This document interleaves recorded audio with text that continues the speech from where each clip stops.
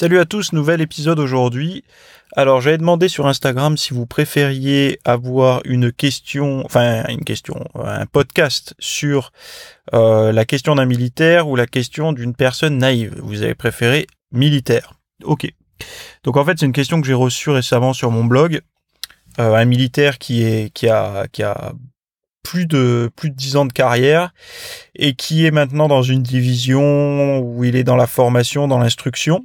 Et donc où il est plutôt sédentaire, c'est-à-dire que il est bien moins actif qu'à ses débuts. Et donc il se pose un petit peu des questions par rapport au taux de gras qu'il a actuellement. Et puis il est un petit peu embêté parce que par rapport à sa taille, je crois qu'il est dans les 1m75 et 80, enfin même moins que ça, je crois que c'est 1m70 et plus de 80 kilos. Et du coup il est conscient qu'il a 10 kilos de gras en trop. Et voilà, il tout doucement, il commence à faire attention à ce qu'il mange, mais pour une personne comme ça, c'est ce que je voulais expliquer, c'est que c'est plutôt difficile parce qu'une personne qui a plus de 10 ans de carrière, alors il a une trentaine d'années, donc ça veut dire il s'est engagé très tôt dans l'armée, certainement autour de la vingtaine, et donc du coup, il a certainement jamais dû faire attention trop à ce qu'il mangeait. Pourquoi ? Parce que quand on a une activité physique relativement soutenue, comme c'était son cas visiblement, on brûle tellement de calories sur la journée que même si on mange pas super propre tout le temps, c'est-à-dire que si on mange un petit peu des calories pour des calories, quoi, ça se voit moins qu'une personne qui est sédentaire. Disons que la sonnette d'alarme va sonner beaucoup plus tardivement et en règle générale, elle va sonner quand on commence un petit peu à se sédentariser dans son mode de vie. C'est-à-dire que lui, quand il a eu son évolution de carrière, son activité professionnelle s'est un petit peu sédentarisée, donc du coup, il a commencé à accumuler un petit peu du gras.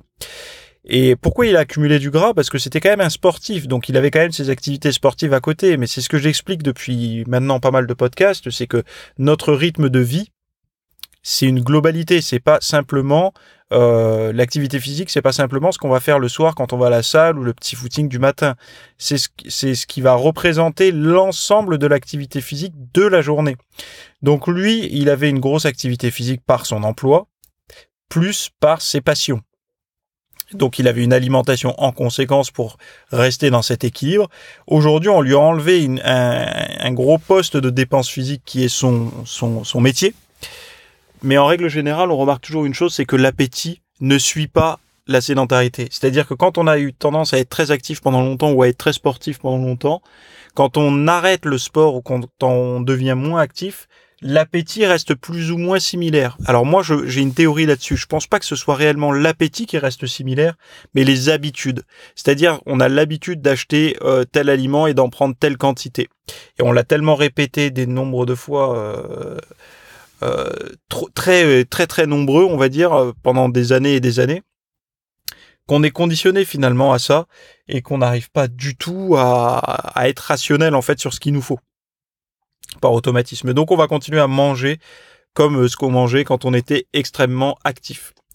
Donc son réflexe a été pour lui de réduire les glucides, ce qui est une très bonne chose, je pense, parce que, quand on veut réduire son taux de gras, commencer par réduire un petit peu les glucides, c'est une bonne chose. Il y en a qui misent plus sur les graisses. Bon, moi non, c'est pas mon cas, et puis je le recommande pas d'ailleurs. Mais bon, chacun, il y a des écoles pour tous. Moi, je suis plus à réduire les glucides en fin de journée, en milieu voire fin de journée, et d'en garder un petit peu le matin. Il y a plusieurs stratégies que je propose, celle-là, ou alors plutôt concentrée autour de l'entraînement. C'est vraiment au confort de chacun, au ressenti de chacun. Il n'y a pas de règles strictes. Moi aujourd'hui je préfère les avoir plutôt tôt dans la journée, alors qu'avant j'avais plutôt tendance à les avoir après la séance d'entraînement et j'avais exactement les mêmes résultats physiques avec les deux. Par contre aujourd'hui j'ai une méthode qui fonctionne mieux qu'une autre, alors allez savoir pourquoi, peut-être parce que j'ai plus de travail dans la journée au niveau de la réflexion et tout, et j'en ai peut-être plus besoin, je n'en sais rien, mais en tout cas c'est comme ça que je fonctionne. Donc ce gars, moi, je lui ai recommandé de récupérer de récupérer un petit peu d'activité physique. Alors, le pauvre, en plus, il s'est blessé, donc c'est pas évident, mais d'inclure, en plus de sa musculation, du travail au sac de frappe, du travail à la corde à sauter. En fait, de rajouter du métabolique dans sa journée, quoi. Pourquoi ? Parce qu'il a eu tendance à avoir un rythme de vie où il faisait beaucoup de sport comme ça, comme je le disais, et maintenant il en fait un peu moins. Il a plus que sa muscu, donc de cumuler à la muscu une autre activité physique. Pourquoi ? Parce que sinon, il va être obligé de taper vraiment dans la diète. Et quand ce sont des personnes qui n'ont pas du tout été habituées à taper dans la diète, c'est-à-dire à restreindre leur alimentation, c'est hyper dur psychologiquement. Ils peuvent se sentir super vite fatigués. Enfin, ils sont pas préparés à ça parce qu'ils n'ont jamais eu besoin de faire attention. Et parfois, vu qu'il a eu la condition physique, autant qu'il la maintienne, donc autant qu'il inclut dans sa vie personnelle plus de sport. Et parce qu'il pourra pas forcément avec son métier, je pense, mais il pourra l'inclure dans sa vie perso. Donc, je sais pas, par exemple, le matin, inclure un petit travail métabolique, je sais pas, sur sac de frappe, corde à sauter, des pompes, des abdos, des choses comme ça, ce qui lui plaît, du TRX, enfin bon, bref. Et le soir, faire sa muscu, sa vraie muscu, poids de corps, poids et haltères avec des charges, des contraintes mécaniques un petit peu lourdes pour essayer de maintenir son capital musculaire et puis voire même de progresser parce qu'il est jeune, 33 ans je crois, de mémoire, il est super jeune. Donc ce qu'il faut vraiment, c'est ça. C'est de récupérer, et c'est pour ça que c'est plus compliqué.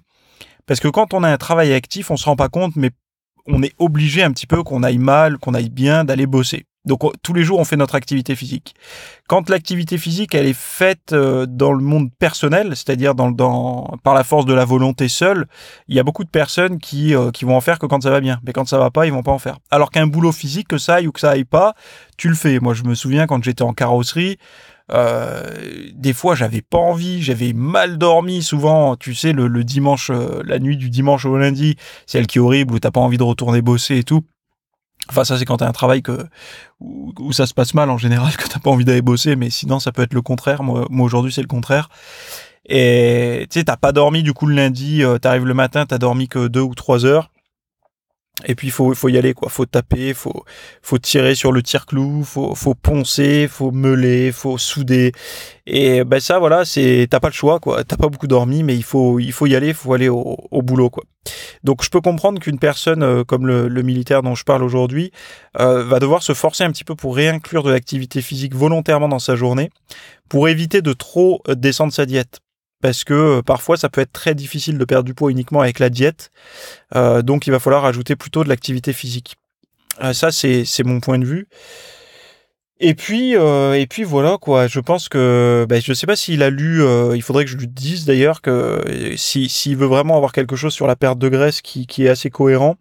J'ai écrit quelque chose. Alors c'est un petit livre numérique que j'ai écrit. Je le mets en lien en description là d'ailleurs du podcast. Qui rassemble mes techniques, ma méthode, un petit peu avec, je parle aussi du cardio, il y a même un entraînement, il y a une option avec entraînement, une option sans entraînement, de vraiment la technique que moi j'ai utilisée quand j'ai eu finalement un travail sédentaire et plus la musculation seul pour perdre du poids. Donc le mode alimentaire que j'ai suivi, je le décris dedans.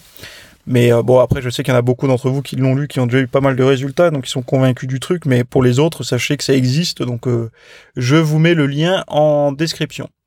Donc voilà. Là, par exemple, le podcast que j'ai fait aujourd'hui, j'ai vraiment très très mal dormi et très peu dormi. Donc peut-être que vous ressentirez un petit peu des absences, des hésitations dans mon timbre de voix.